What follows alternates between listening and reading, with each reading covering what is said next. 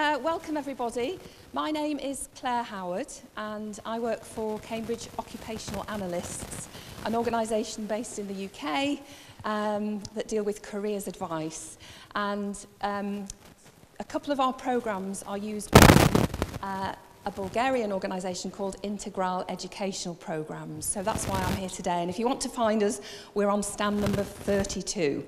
But my presentation today is all about planning for the future, and I'm going to talk to you a little bit about what the future holds, or what we think it holds, and also how you can use the programmes that Integral Educational Programmes offer from COA, how you can use them to really help you as you make decisions.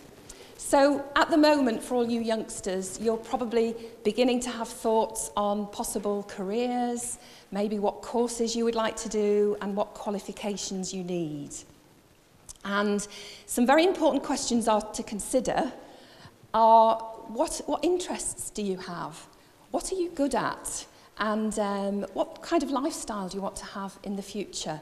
Because that's all important, and that's going to influence your decision making.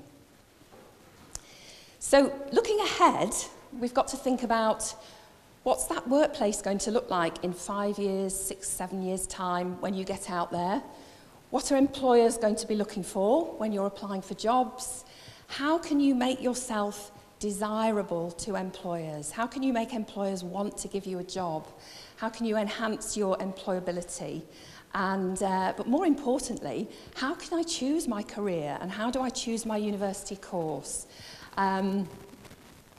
Let's have a think about the future workplace. I did a little bit of research before I came, and the future workplace is going to definitely ask for more digital skills of its employees and its workers. There's going to be a lot more use of artificial intelligence and robotic intelligence, and there's going to be a lot of people increasingly not going to the office to work, but working from home remotely. So you might think it's all doom and gloom, but it isn't, because human skills are still going to be very, very much needed. Robots and artificial intelligence are not going to be able to do everything. So the sort of skills that we're going to need in the future to work alongside the robots and the artificial intelligence are things like assertive communication, being able to get your point across calmly, assertively, and instead of appearing rude. Emotional intelligence. How do you manage your own emotions and how are you responsive to the emotions and feelings of others? It's very, very important. You need to be able to think critically and analyse things. You're going to have to solve problems creatively. That's something that the robots will not be able to do. And one of the phrases I came across in my research was the idea of cobots, of human beings working alongside robots cooperatively, where the robots were doing all the menial memory-based tasks, but the humans were doing the creative thinking.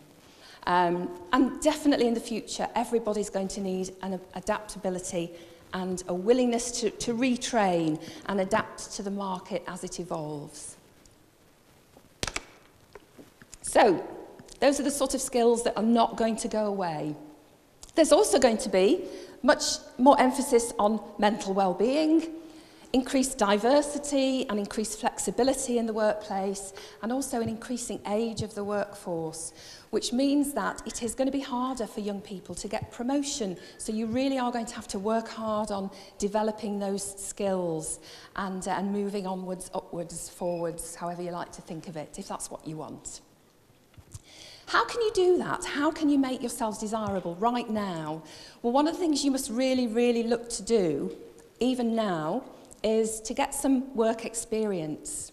Because even if it's experience of work that isn't related to anything you want to do in the future or anything you might do in the future, you are still going to be starting to develop those skills that endure that we've talked about already.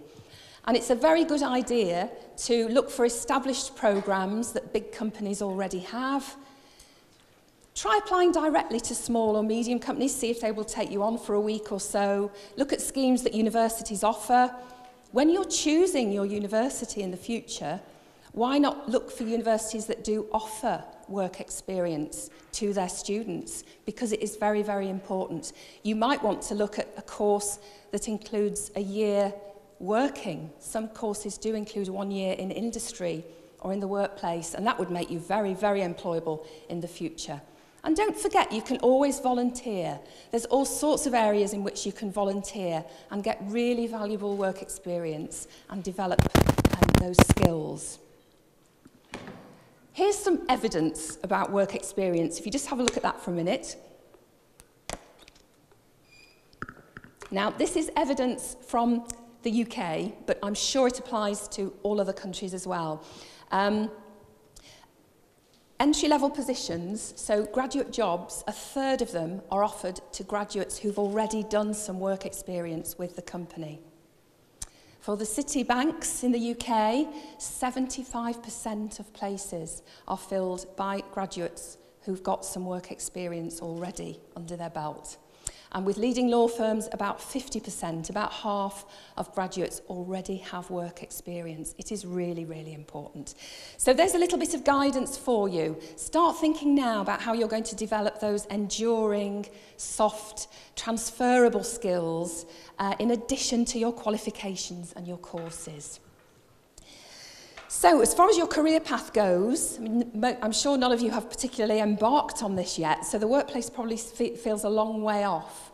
But as we said before, factors that influence it are going to include your interests, your aptitudes, your lifestyle preferences, and the opportunities that are out there as well. You want to take advantage of these.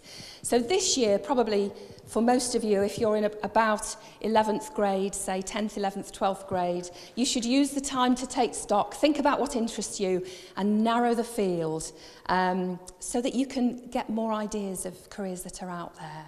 So what I'm going to do is show you how the programs that Integral Edu offer through COA can actually help you. They're going to help you develop greater knowledge of career paths and help your decision-making skills and your research skills. So, to start with, to decide on your career, there's two approaches. We've got a couple of tests, one called Preview and one called Cambridge Profile.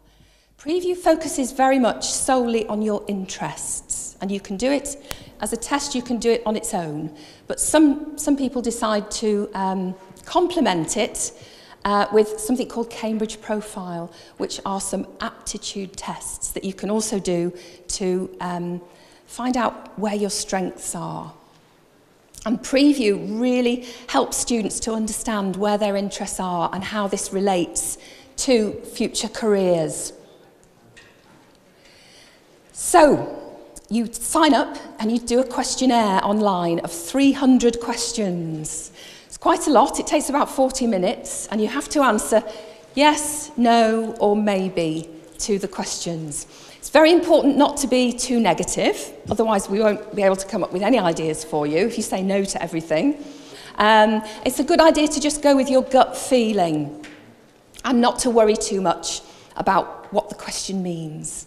So don't think about it too deeply. This is what the questionnaire looks like online. And your results, you will get your results in a booklet which is personalised to you. It's come from your thoughts and your interests. There's all sorts of information in it about careers.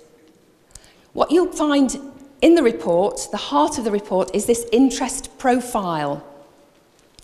And this contains, if we can just have a look at a little close-up there, down the left-hand side, there's 51 different career areas, all ranked in order for you, personally, of how interested you are in them. So you can see that our student here has come out as mostly interested in law, languages, maths, and a few others.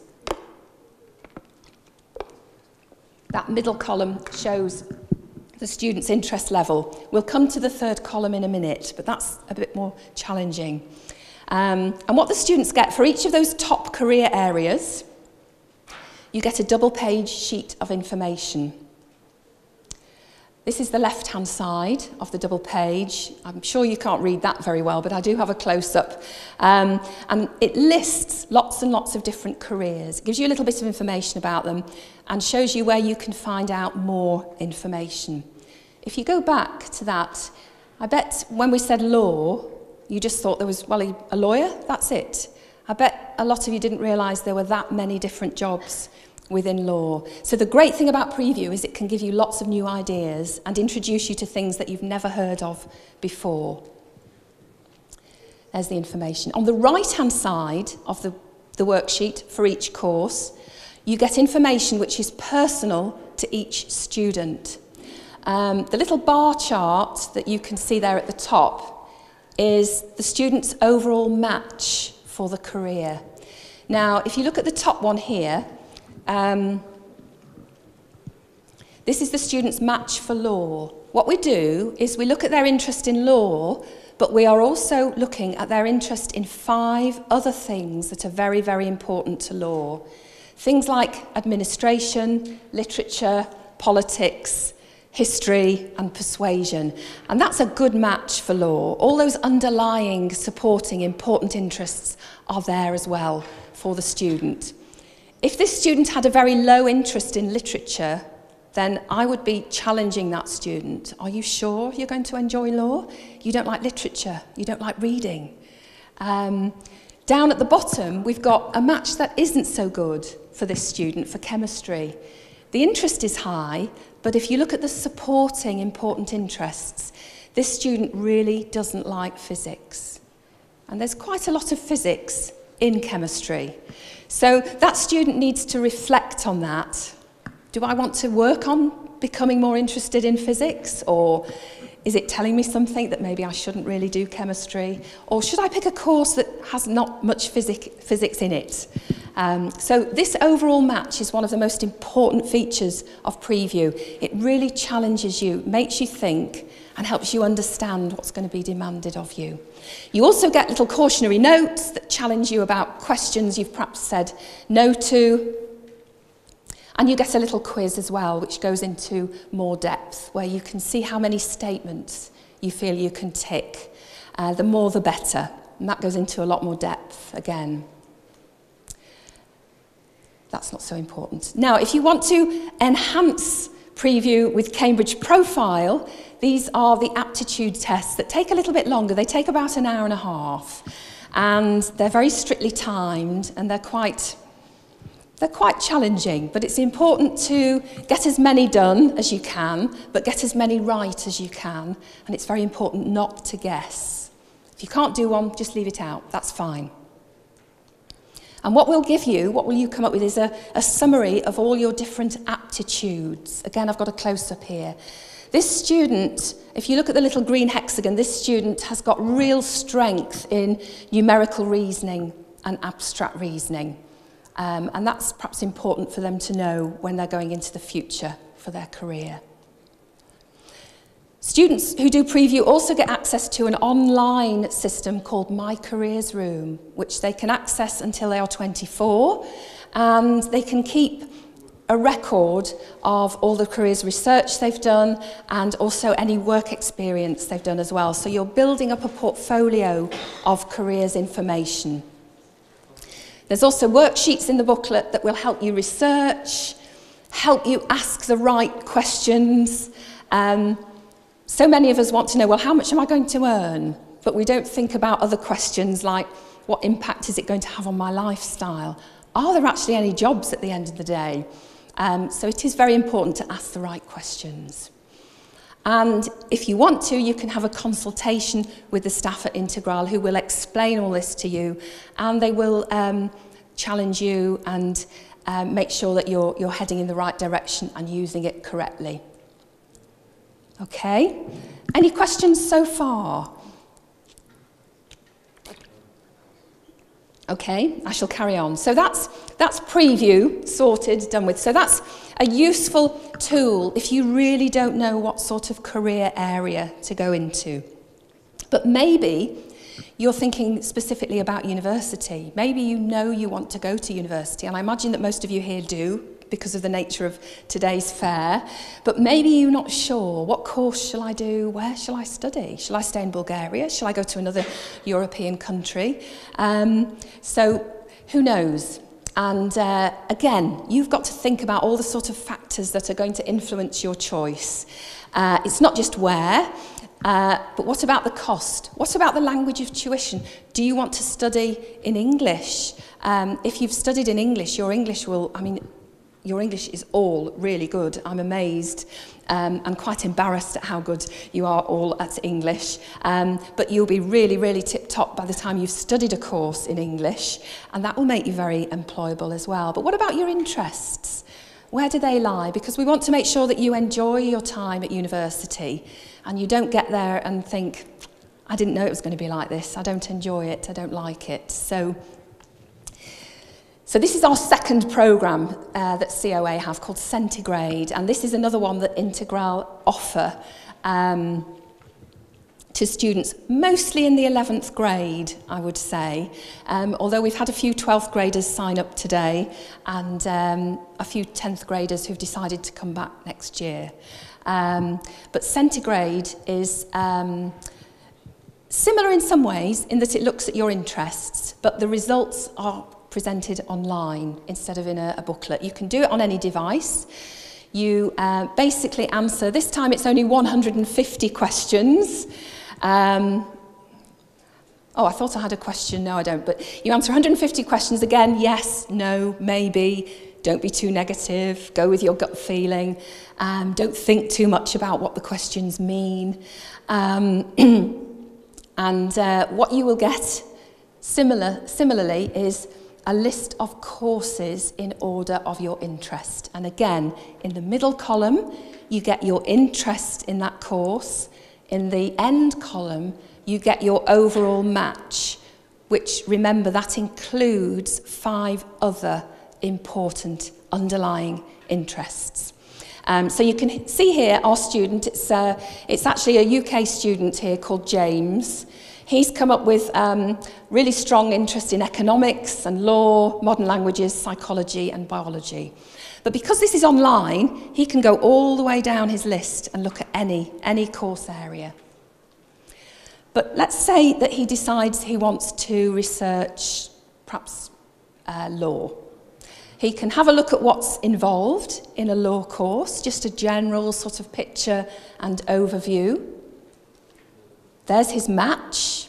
He can look at his match for law. You see, this isn't looking good, is it? He's not interested in English and literature. So he might find all the reading and essay writing on a law course quite difficult. But at least if he's aware of it, that does help. It's not going to be a shock to him. But he might want to look at courses that have a better match. Obviously, there's a lot of law courses out there, so he needs to narrow things down a little bit, and so he can pick some preferences. He can pick how well he's going to do at school, academically, and so can you.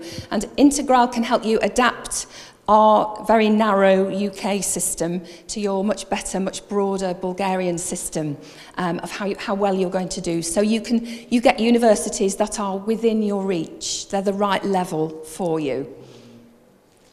You can also choose where you want to study. And Centigrade looks at all the courses in the UK, so it uses the UCAS database, but also courses in Ireland, the rest of Europe, Canada, and I think we're just about to put Australia and New Zealand on there as well.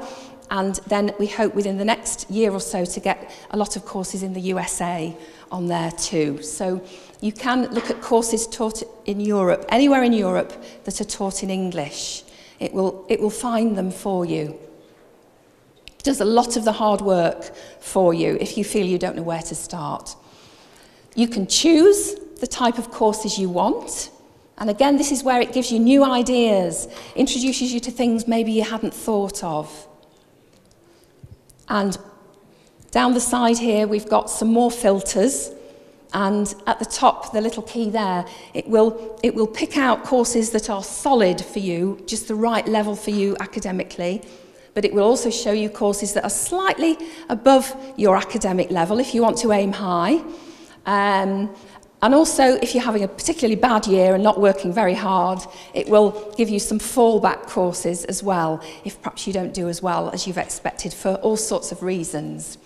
And there you get all the courses. You've filtered them down and you can actually research them you can have a look, you can click on the links and find out. He's decided to look at law at University College. There's the information about law at University College. And there's 3 little links there where you can actually get through to the website, the university website, the law part of the university website, and also information about the open days. It's all there for you.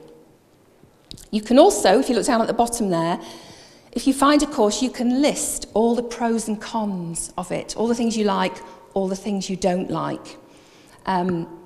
Excuse me. It's very important that you do keep notes, because if you're researching a lot of courses, you're soon going to forget the details of each one. You can create a short list of the ones that you are particularly interested in. And if you decide to apply to a course in the UK or any other university that wants a personal statement, it's okay. We have a personal statement planner for you, which will help you write it, it will help you structure it, and it will help you find all the things about you that need to go in it. If you want to get an accompanying report, you can get one if you want. And that's what the interest profile looks like on paper. It's got all the same information on it, but it refers you to the online web app to have a look and research the courses and institutions. But there are some worksheets in the booklet which again can help you research courses and ask the right questions. So if you don't want to keep your notes online, you can actually use the booklet and keep your notes on old-fashioned paper if that's what you prefer. There's a checklist there if you go on an open day to help you ask the right questions, information on studying abroad. And that's where you can find out more information. But as I said, Stand 32 is where Integral are. They are offering this programme here in Bulgaria, and they're very knowledgeable about it all. I'm just here today just to support them. So I think that's it. And all that remains for me to say is good luck to all of you in your future. I wish you all the very best. So if anyone wants to stay behind and ask any questions, I'm here, or I'm on stand number 32. Okay, so thank you very much. Thanks. Thank you.